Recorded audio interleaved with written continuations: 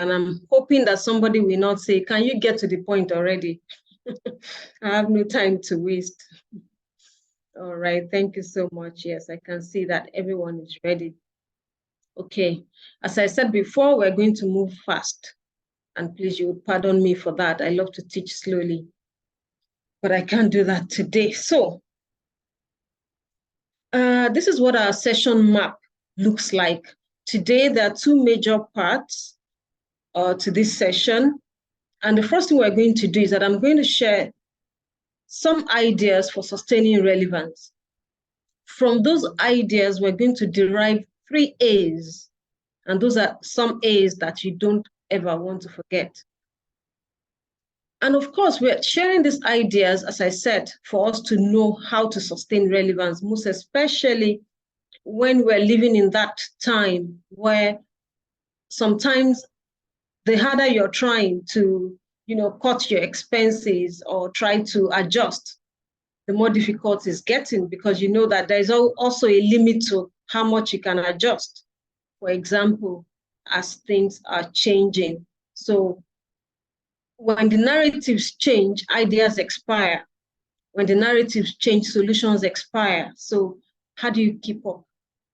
And that's why we need these 3 A's that I'm going to share. As a matter of fact, I always say that if you see anybody around you who's looking for how to lose relevance, please help me tell them that the best thing they can do is to just sit and do nothing when things are changing. Trust me, in no time, their thinking, first of all, will not be able to meet current realities. And once that happens, once your thinking cannot catch up with what is going on, that person is definitely on the way down. So, and I also say every time that once relevance is lost, all is lost, really. If you can't find where to fit yourself in the economy, that's a very big problem. So apart from this, apart from sharing these ideas, we're also going to take time to reflect. If you ask me, I think it's a waste of time to go to a class if you're not going to come off or come away with something you would personally reflect on. And this may account for why sometimes people attend training upon training upon training, and it's still not making much difference because they never go to that corner where they say, this thing I learned, how do I personally apply it? How does it apply to me? So what I would want you to do as we move ahead is that I want you to start to reflect, how am I currently positioned? Okay, these are some of the things that will be coming out as we discuss today. Also, you want to ask yourself, do I need to reposition? Am I doing just fine? Do I need new thinking? Do I need new ways of doing things? Do I need new environments? Some people, for example, need new environments for better things to happen for them. Also, yes, if you agree that you need to reposition, how should you go about it? These are some things that I expect that we should reflect on as the session goes on today. All right. So this guy is called Des Penny, and he's from Australia. He's the CEO of Proteus Leadership in Australia, and they have this vision to raise better leaders across Australia. Incidentally, in Stance Consulting, we also have an initiative for leadership reform. And it was during my research that I came across the work that they do, and I connected with them. But I want to share something from Des today to help us kickstart our conversation. So there's a saying here that growth for him means that you're constantly repositioning yourself to be relevant. Growth means constantly repositioning yourself to be relevant. Anybody who's close to me and who does not understand the concept of personal growth will really find me annoying. And I say this because I never stop talking about growth. In fact, a lot of times people are tired of you telling them to grow. When you say grow, grow, grow, they're saying, when will this stop? For how long do I need to continue growing? And I can cite an example of someone who got a job, landed a dream job, And as soon as the person got the job, as I was shaking him with one hand, I was whispering into his ear, please do not sleep with two eyes closed. And, in that situation, you want to say, oh, please, allow me to breathe. I just got a beautiful job. But then you and I know that it would only take a year or two before such a person will come back to say, man, that organization is not what I thought it is, or what I thought it was, or they will tell you the money is not even quite as fantastic. Of course, you knew that that would happen. So what I am trying to explain here is that the concept of upward mobility, where as things are getting harder, you are finding it easier, happens only when growth happens. So the people who have their situations better do so because they got better. And I hope we're catching what I'm trying to explain today. When we say growth, we're saying you should go through a process that will make you develop new skills you did not have before, or better skills, something you could do before, but that now you've gained expertise on. This is when growth happens. But you need to know also that when you do it the right way, it opens the doors to better or new opportunities. If you ever find yourself not having a choice, I can tell that you've not been growing.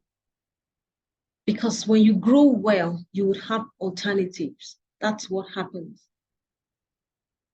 But then again, anytime you tell people grow, sometimes they think it's just about getting knowledge. So they go on this spree of acquiring academic qualifications. That's not a bad thing. But beyond that knowledge also is the requirement for understanding. It is only when you understand that you can solve problems. It is only when you understand that you can apply what you know.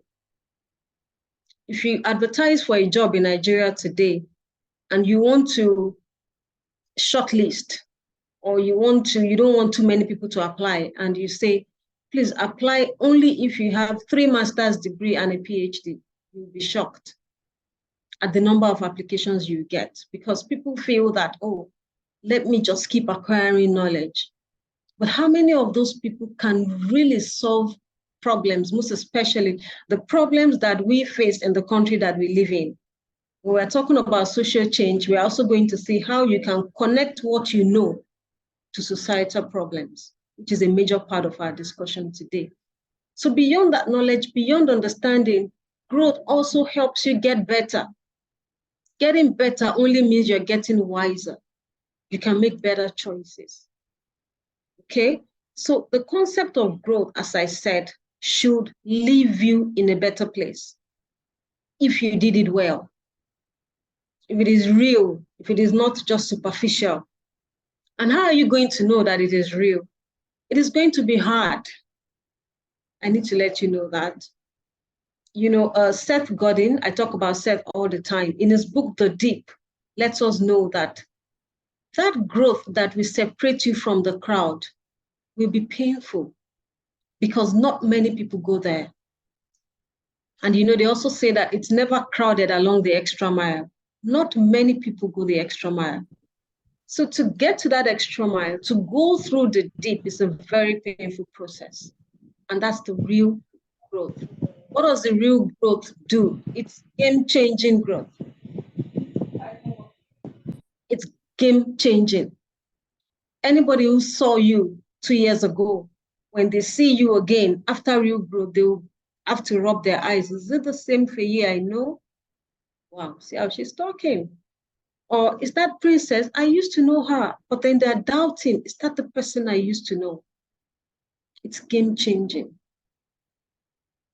I hope we're getting some things to take away from this. The economy is hard, yes, but there is a way forward.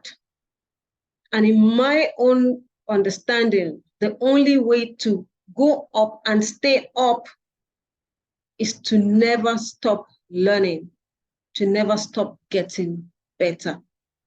So remember, I said I'll try my best to move fast. So If you got something from this, you can just always say something in the chat box that lets me know that you're getting something. And remember, I said, anytime your question comes up in your mind, please type it in the chat box.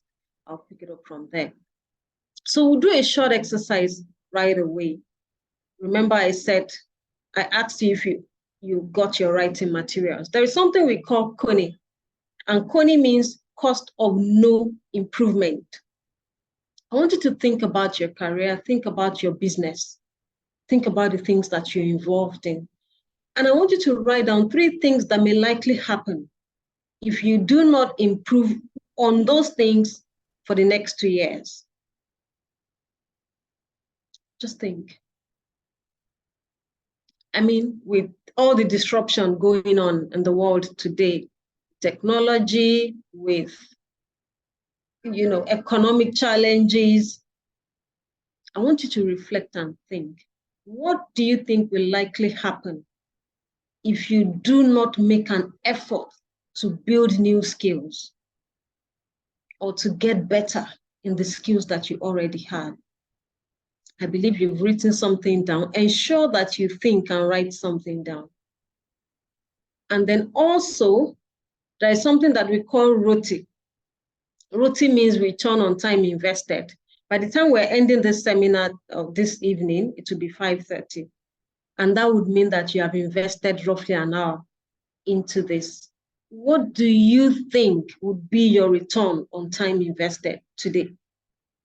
I'm asking this question so that you can set your mind in the right direction to learn. You don't want to be distracted. You don't want to pick calls. You don't want to let anyone distract you. You want to focus so that this time is not wasted and you have returns. And thank you, Barrister Shedrack, for your comment. You said you go cashless, or somebody may get sick or may get depressed if they refuse to grow. All right, thank you for that. So this tab that we have is fully turned on, fully open, but this is the only thing that is coming out. What does this suggest to anyone? If you can just think in a few seconds and type something in the chat box for me. This tab is fully open, but this is all that is coming out. What does this suggest? What do you think about this?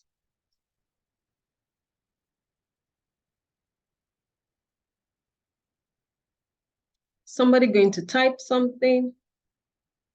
Okay, so I'm going to speak to it. Thank you. There is a comment. Mr. Patrick said irrelevant, outdated, means sources. Outdated, the tab is not put into maximum use, is less efficient, the strength is low. Yes, we are all. Tank is empty. I like that. Signal, actually, that something is going on and that somebody needs to pay attention. All right. Thank you so much for all your responses. Source is dry. I like that. Not having much. So I'm going to share this. Remember to mute your microphones. Remember to mute your microphones so that we are not distracted. They say that there is a difference between what's going on and what's happening. One of my mentors says this all the time. Say, Tinu, there's a difference between what's going on and what's happening. If you get carried away with what's going on, you would not notice what's happening. Now, let me cast our mind back to the period that COVID was really on us. I think from 2020, thereabout. Now, a lot of things were shifting during that time. This was a period where people would say, if I can come out alive from COVID, I would be most grateful, and we are. But you know that narratives were being changed. And remember what I said before, that when narratives change, solutions expire, ideas expire. I know that before then, if I ask you in 2018, how many Zoom meetings did you attend? You probably didn't attend any. I particularly had my very first Zoom meeting during COVID.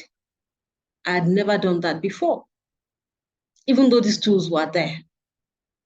But then you see that narrative that told us that if you wanted to have a meeting, you had to travel from one place to another. That narrative changed. And there were so many things established around it that also got less traction once COVID was over. So COVID was going on, but other things were happening. This is exactly what happens when times are difficult. Economy is hard. Oh, subsidy is gone. A lot of things are going on. But are you paying attention to what is happening? Do you think that the budget in your office suddenly is drying up? We're running a training currently, and this morning was the training, we got the approval since June. And they suddenly told us that, oh, see, we no longer have money here in the ministry. It has to come from the central bank. They just give us in bits. Do you think that sent a message to our brains as people who provide solutions? Sources do not get dried overnight, but it only takes the person who's paying attention. Not just paying attention also, but your ability to correctly interpret how changing circumstances are affecting your relevance. If you go and look for opportunity and they keep saying, oh, no, you can't get that now. And you started from January, this is October, and you haven't gotten something concrete for the year. Do you think there's a message in that? Do you think that's a signal? Yes, who moved my cheese? The cheese was moved when they were not paying attention. Thank you, Madam Fee, for that. So this puts you to a place where you see the need for change. I always say this, no matter how much you tell people to grow, if they don't see the need for change, they will not grow. Even if they embark on it, they will stop because it will not be sustainable. Whatever is happening should make us see the need for change. And that's the first A. I'm going to tell you what that A is very shortly. Also, anybody who has attended our training would know that we know about the eagle already. I played this video almost in all my training. And the video basically just showed how the eagle has a chance to live for up to 70 years, but it's not automatic. I mean, at some point, all of its hunting tools get weakened to the point that if it flies over the water, it cannot catch anything. But then you notice that the eagle usually responds to this. It will take time out to isolate itself, go to a corner to renew, plucking away those things that were stopping it and ensuring that they grow back. And by the time he gets back, he's able to catch exactly what he wants. So let me share this. If you do not interpret what is going on or what's happening well, you may be reacting to change. Some people are still reacting to subsidy. Yes, we all talk about the removal and how it may have not been timely and all of that. But beyond just talking about that, are you actively doing something that this change or the subsidy removal or the economy will not affect you so badly? Something happened to me many years back. I was fresh in the business. I didn't have opportunities, and I would always look for opportunities. So somebody told me about a woman who is also into training and consulting. As soon as he mentioned her, I said, please, can you connect us? I would love to meet with her so that we could partner. And then he connected us. I went to her house. I think she had worked and retired. And then when I told her, oh, this is what I do, I just came here to explore partnership with you. After all my bright grammar, she looked at me and said, Tinuke, I don't need your partnership. I don't need your partnership. I can get my business by myself. I can get a team to execute it. Why do I need you? Wow. Yes, that was what she told me. But do you know that for me, that was feedback. And if I wanted to react to that, I could go into a corner where I say, who does that woman think she is? Is she God? Even in this Abuja, I am going to make it. Right? That's reaction. The woman is not my problem. And there was a truth on the table for me to deal with. And let me let you know that at that time, I didn't have the value that she could see. And even if I did have it, in some hidden corner of my mind, I had not brought it out. Who are you to blame? Even if I could not convince her. So I took that feedback to mean that I needed to work more on myself. I needed to grow. And I understood that my response had to be right. A wrong response, for example, could be looking at that woman and saying, let's check what she has going for her. She has connection. Okay, at Stance Consulting, let's also start chasing connection. It's not just about the connections. That would be superficial. And some people take that route. They'll say, okay, once I know people, what's the big deal? At the end of the day, the value that you have to offer is the big deal. And you know what, how they say, you cannot give what you don't have. So I took that feedback, I interpreted it correctly to mean that I needed to grow. And that's exactly what I did. Incidentally, some months back, I was in a meeting with a director who told me, oh, I just got back from Turkey. A woman took us there and he mentioned her name, the same woman. I smiled. I didn't even tell him, anything. He said, those are the kind of people you can partner with. I said, okay, it's true. But let me let you know that today I can get my own businesses. I have my own opportunities. And even if I want to partner, I may or may not choose to partner with her. Right? And if we had to have that conversation again, I may be able to now prove to her the value that I can add to her business. Even if she doesn't see it, I'm trying to let you know that I am fine. But let's pay attention here. It isn't just the passage of time that changed my situation. Time will pass. Okay, but what happened in the past would not be different from what's happening now if some growth did not occur along the way. I hope we are connecting with what I am trying to share. So how do you interpret when you see something like this? Sometimes, we put a strain on existing systems. This thing cannot give more than what it has. And sometimes you find people saying, no, you have to just increase it. Where is it going to come from? Is it time for you to start looking at other sources? I want you to reflect as we're going on. So the first idea that I try to share is that the starting point of all meaningful change is heightened awareness. The starting point of all meaningful change is heightened awareness. And why will I say the awareness is heightened? It is heightened because you do not just know that things are changing, you know how that change is affecting you or how it will affect you. And you know what to do to respond to that change. So the second idea that I'm going to share, I'll move faster now, is that when things are difficult, you should never assume that things will automatically get better. Never assume. I remember that at the beginning of this year, we had many strategic sessions with some organizations.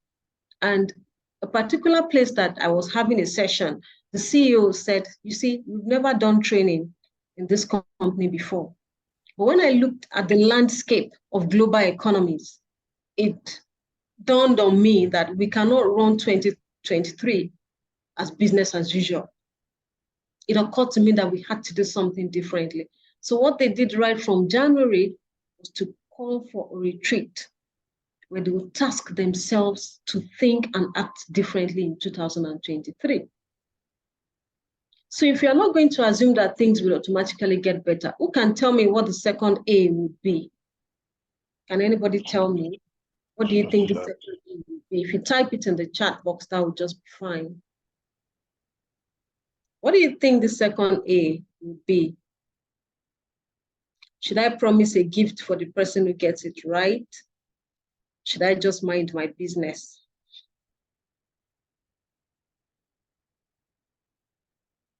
Okay, so if I supply the answer, then I'll take my gift all by myself. Okay, I have an answer.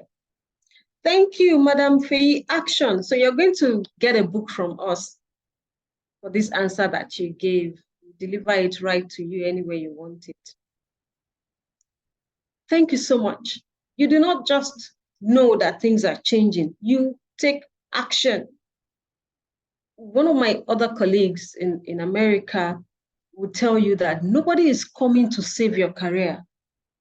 Nobody is coming to save your business. You are the person who needs to push your own envelope. I shared with you how the CEO said, this year cannot be run business as usual. Do you know that everybody is a CEO? He has a business to run. Some people have a career to manage. If you're a professional, if you're employed anyway, you have a career to manage and you are the CEO of that career. And you should also be asking yourself, how am I going to push my envelope as things are changing? Really very important for us to know. So action, but we need to qualify this action. What kind of action do we need to take? Somebody is taking an action here. Where do you think this person is going to be in the next 1 year? Can you let me know?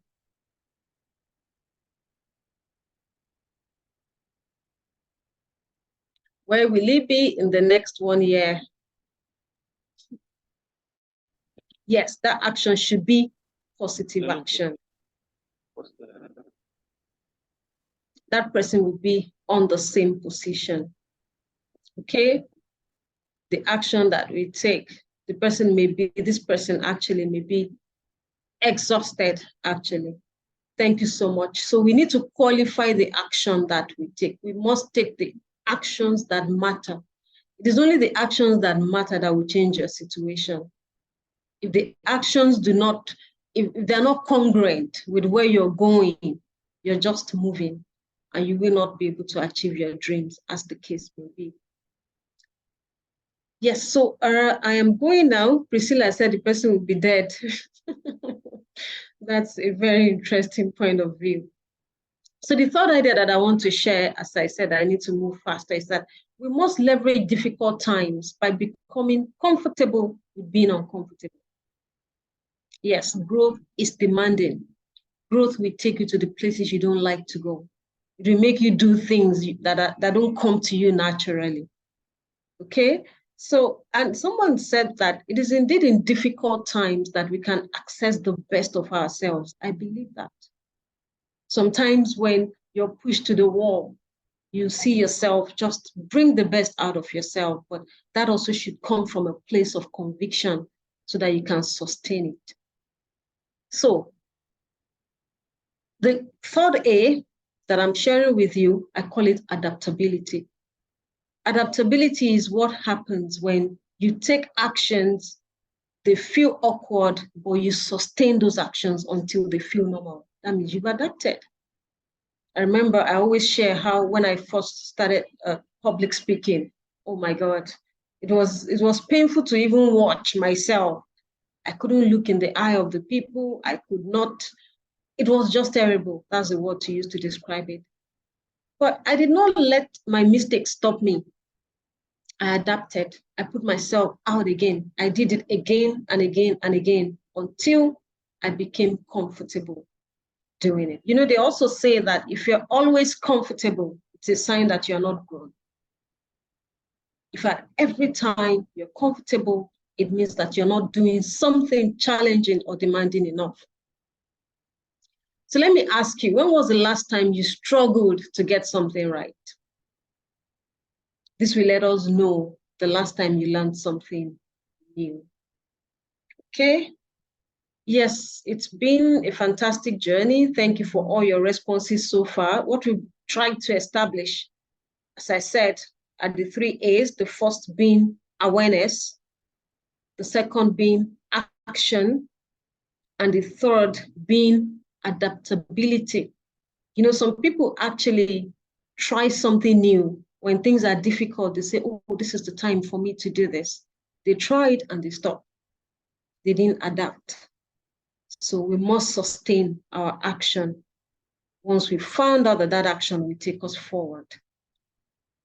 So those are the three major ideas that I shared, and they will help us to sustain relevance. All right, somebody is thinking, the way you're talking is as if it's easy. Let me let you know that it may not be easy. Some people will tell you that in difficult times, they can't even think straight. The platform is a program that I love to watch, and I watched it. They do it every May and October, every year. And I watched it on 1st of October. I particularly want to refer to what Bolanle Austin Peters, the CEO of Terra Culture in Lagos, shared. She gave her own COVID experience, and she talked about how being in the creative industry, she just watched how funds stopped flowing because most of their work is centered around physical gathering. And she said she had to call her team that, guys, come, we need to think on another level. If we continue this way, there wouldn't be a Terra Culture just a few years down the line. And she said they came up with very bright ideas that they had not thought of before. She also said that because of that singular meeting, today they have movies on Netflix, on Amazon, and a number of other platforms. These were things they were capable of doing, but they were not doing because the situation was not tough enough to bring the best out of them. And I'll go further to use to explain this. I'm going to come back to that question. Is the strategic inflection point. I talk about this a lot also.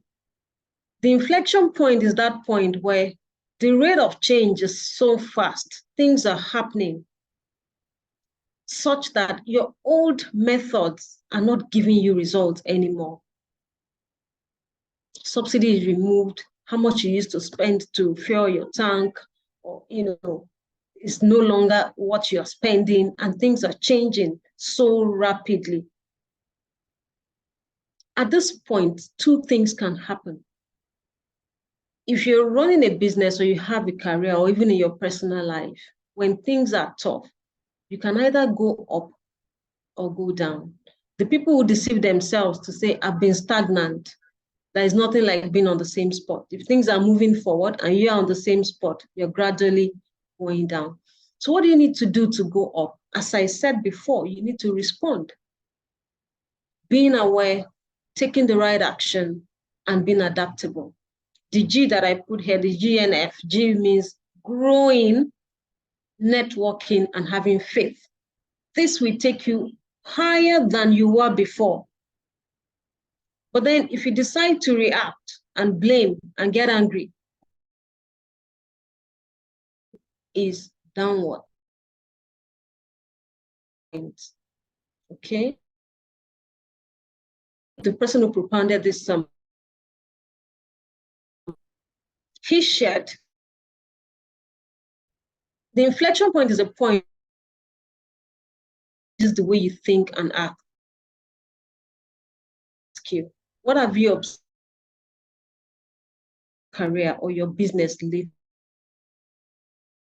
What actions have you taken so? And last, to accommodate the future. As COVID was happening, stay alive, but that woman, the future. So you're not just focused on the problem, but you're also saying, how can we move forward and stay relevant into the future? And let me share this. When we feel the pressure, sometimes we just transfer aggression. But you know that in between the pressure and the transfer of aggression, you have what we call a moment of choice. If your family keeps demanding for money you don't have, you can snap, you can get angry with them. If your employees keep asking you to increase our salary, bring money, you can sack all of them. Okay? But at the end of the day, where would you be if you have scattered your family because of lack of funds, or you've closed your business because you could not expand your relevance base? The moment of choice is where you go for knowledge, where you go for understanding, where you go for wisdom. Truth is, You cannot handle it well if you are not schooled for it. Sometime last year, even before subsidy was removed, I know the economy got so bad at some point. I think it was triggered by the Russian and Ukraine war, the inflation. Somebody shared with me how a CEO had fought with, he did not even fight with her, had physically assaulted his accountant because she was always coming to remind him of bills. He physically assaulted her. It became a case that they took up. So when you go through that and process it, you find out that that person is not schooled to handle that pressure. Because if you have emotional intelligence, for example, you would be able to label how you feel. You would be able to understand that if you're feeling sad and you don't nip it in the bud, it will extend on the emotion wheel. The sadness will lead to depression, can lead to suicide, can lead to things, but you have to know. And that's why the difference comes in for the people who have been schooled and the people who are just doing it the way it comes. If you have understanding, you would also know that the pressure that you're feeling, the way you feel it is not the way you express it. And as a matter of fact, if you don't apply yourself with wisdom during difficult times, life will get harder. How many of us have noticed how people put pressure on you because, let me explain. I'm looking for a way to explain it. If there are people that you help, if you're somebody who helps people and you've been giving them this much, maybe 10,000 naira, and they've been grateful. When things become harder and they do not do anything to grow or help themselves, what you are giving them becomes so small to them that they stop being grateful. And if you're not careful, they become your enemy, right? I don't even have time to explain this concept, but that's exactly what happens. So the temptations of difficult times is for people to become aggressive. And myopia sets in. Myopia is when you're only focused on money. You're not thinking about relationships anymore. You say, my friend, these are not times that people are laughing. Just give me the money. I don't care about the relationship. But where will this lead us? That's myopia. Another one that is closely related is short-termism. This affects people in business a lot, even in your career. This is when you don't have the mental space to even think about the future. You don't even have enough money left to invest in the future. You say, I know I am supposed to attend a course to grow my skills, but I don't have the funds. That means everything you do is focused on now, solving the problem. That's like being in crisis. Even though at times in our lives we are in crisis, it is not a condition to live on perpetually. For some people do just that. Short-termism, you're not even investing into the future because, you cannot even get enough now. But these are signals also. This should let you know that, if I have just one line of business, I should be thinking of extending my services. If I have a job where the money is no longer capable of taking care of me, I should be thinking of new values that I can add in other places so I can augment my income rather than to go aggressive and even go against the people who can help us. And then, of course, the last one I want to talk about is hopelessness. When things are difficult, some people just get really hopeless. And hopelessness is close to despondency. And once people get to that level, it's tending towards suicide. They just wake up one day and say, look at children, look at wife, how am I going to survive? And sometimes they kill themselves, sometimes they kill everybody. I remember one man who killed himself and killed his children because he couldn't afford to take care of them. It's painful, but remember we said before that it is even when things are hard that you can bring the best out of yourself. And look at this quote. It says, we don't develop courage by being happy every day. We develop it by surviving difficult times and challenging adversity. It isn't because everything is going smoothly every day that you bring the best out of yourself. When you have difficulty and you can survive it, you would come out stronger on the other side. I hope you have gained something. I always love an interactive class, but as I said before, we don't have much time. And I know I have to round off shortly. But let's see this. There is a saying where they say, when the going gets tough, what happens? The tough gets going. So I'm asking you, are you tough? I've shared with you how the CEO of Terra Culture took their business to a different level. That requires strength. And one of the things I patiently plead with people, I say, please do not be weak when your life situations require strength. Don't choose that time to feel overwhelmed and exhausted. You're saying, I don't even know where to start from. I don't even know what to do. I'm even confused. The more you have these talks, the more you give your strength away, and you're not going to be left with any energy to do what you need to do. You need to be tough. If you're running a business, you need to be serious-minded. I mean, you have to be serious-minded. The way things were before, or what about, you will not get those things now. You need to do more. So based on this, yes, Robert Schuller said, tough times never last, but tough people do. Tough times never last, but tough people do. So how are you doing on that end? Have you gained something? Are you how you're positioned in your career, in your business? Do you think that you need to reposition? Do you need new thinking?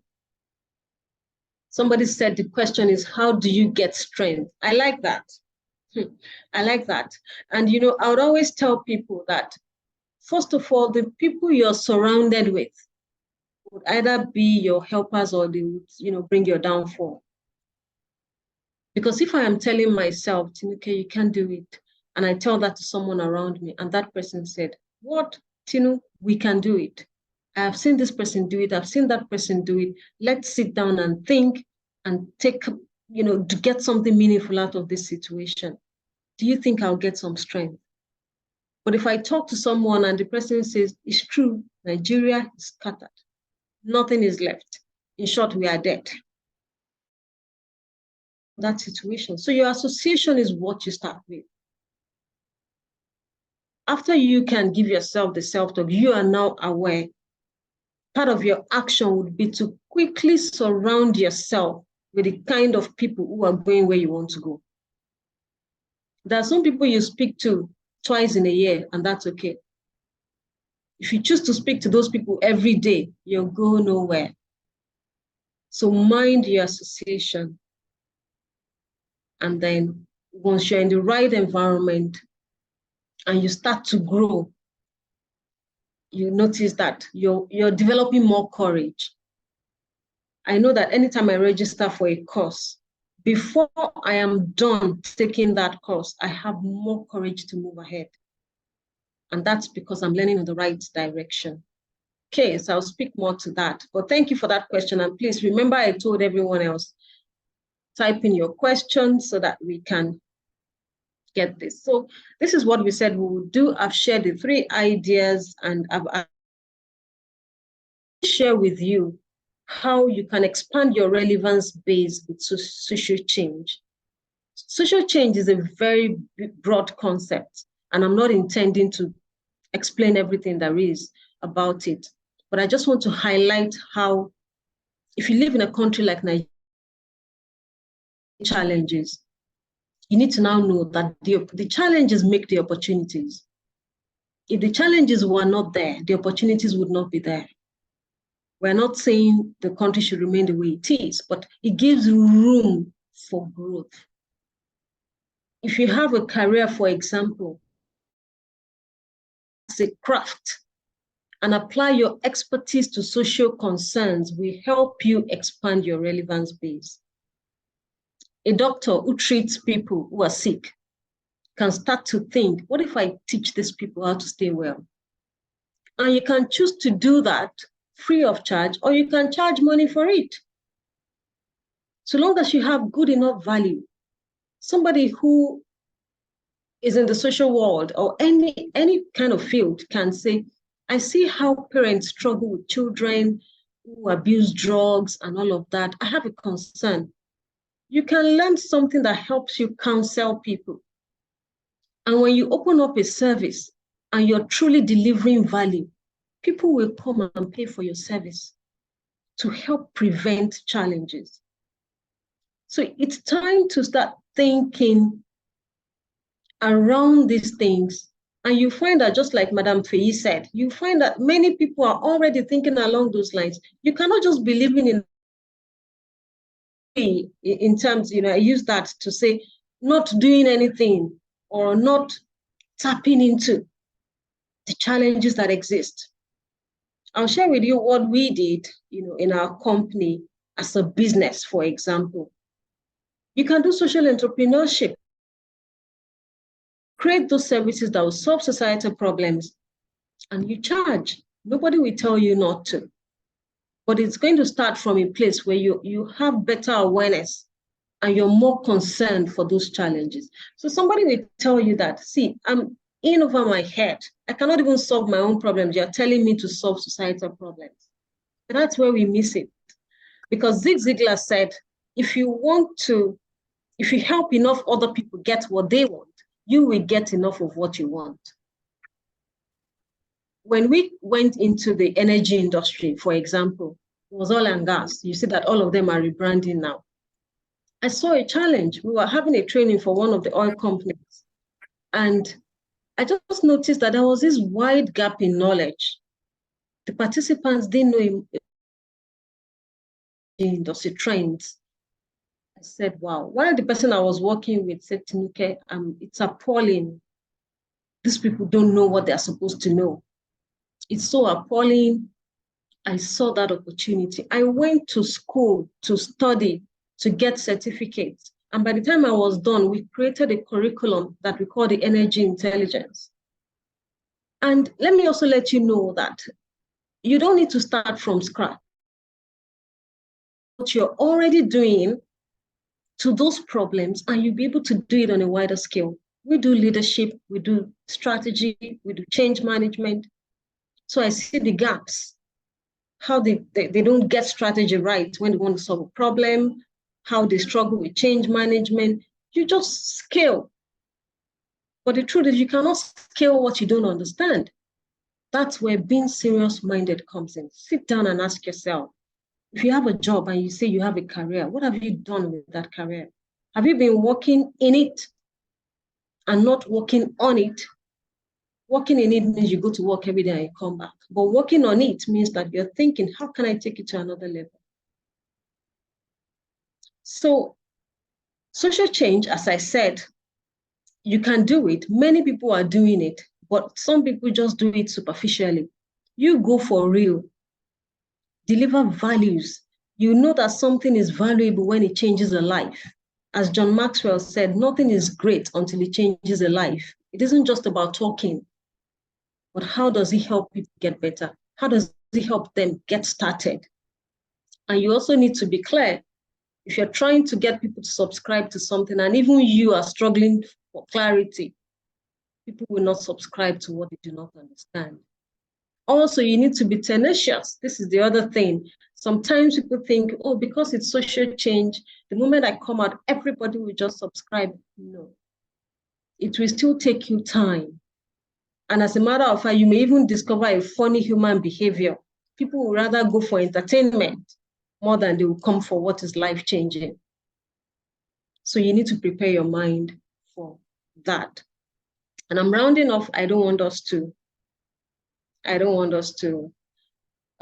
exceed our time. So Dr. Priscilla is asking me, what problems are missing in this administration? One of the funny things that happen when I take leadership classes now, people will tell me, please, I'm going to connect you to somebody at the top because some of these things you're talking about, we need them. So we also have the the Leadership Reform Initiative. And this talks about the deficit in leadership that we have, the gap that how would I put it now? Lack of understanding of leaders, the gap, the wide gap that it creates. And we're doing a lot in that area now at the continent level. So you can think at any level and profile solutions. So as I shut down, Robin Sharma says, education is inoculation against disruption. We're all concerned.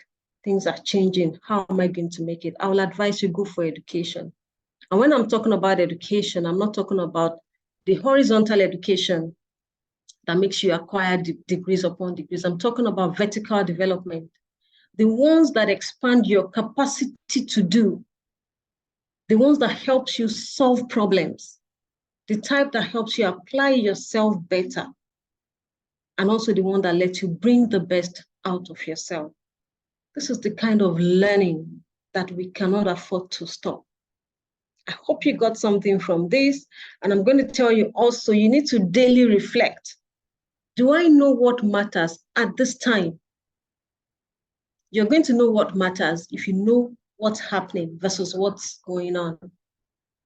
And am I doing what matters? It is one thing to be aware and yet another thing to be able to act. And what's the best use of my time right now?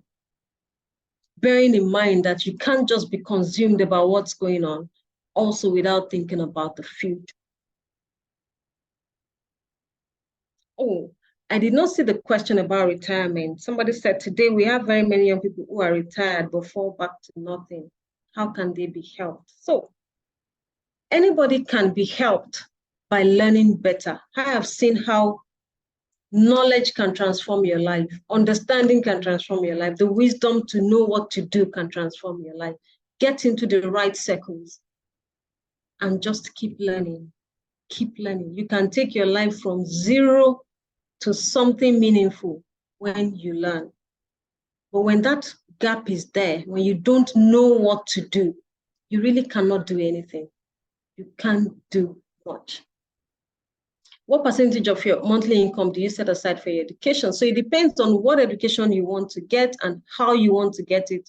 I know that when I went to learn for the energy intelligence, I didn't go for a master's degree, I didn't go for a PhD. I went for short courses that delivered what I needed to solve that problem. Okay, and I think one was maybe about $145. I cannot even remember exactly. Some of those things are not expensive. Some of the things that will help you are free, but you need to be talking to people who can help so that you're not just searching endlessly. To learn these days is not as expensive, most especially when you start. I know that when I pay for courses in Harvard now, it's a lot of millions and you're saying, oh, wow, that's a lot. But initially it was a lot, because that was just the beginning. But now I pay conveniently because I didn't stop growing. And I don't mind, I can put any amount into my education. I hope this helped. Yes, we are Stance Consulting. We do training on leadership. We have agile leadership, adaptive leadership, strategic leadership. And as I said, we are big on personal effectiveness and the energy intelligence. If you have not joined Life Inspired Academy, you can scan this barcode or QR code and you would be able to join. When you join, you get updates on the programs that we run. And then, of course, if you're not able to do this now, you can reach out to me later. So let's go back to your question. What did you write down? Did you spot opportunities for improvement as we discussed today? Did you spot opportunities for improvement? And what's your return? Can you type in what you have gained from this session? Anything that you have gained? What has it helped? Have you gained something? Okay, yes. So Dr. Priscilla is saying that everyone should put aside money for your own training. That is true. You should put aside money for, in short, if you're waiting for your organization to train you, you're on a very long thing. So you should train yourself.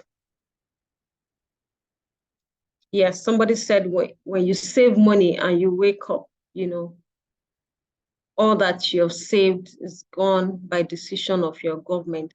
So, you know, I always say that the fact that one opportunity closes up should not mean that life ends. When you're growing and you're networking effectively, you see that you have what you call pipelines. I didn't have time to explain that part. Pipelines of opportunities. You spread your tentacles wide in a time like this. We were setting up a training that we commenced today, and my staff went there to set up yesterday. So when he came, he told me, he said, oh, some people were having training. I said, who are those people? He said, I didn't check. I said, the next time you check the name of those companies. Why? So that I can know them, so I can network with them. It's not dry everywhere. No matter how you say it's dry, it's happening in some places. And without networking, you see that it's hard for you to even know what's going on. So please keep growing, keep networking. And I'm telling you, it's not the time to be isolated. It's not the time to just stay and say, really, what much? You know, I can't do much. You can do much. Start by learning, grow, network with other people.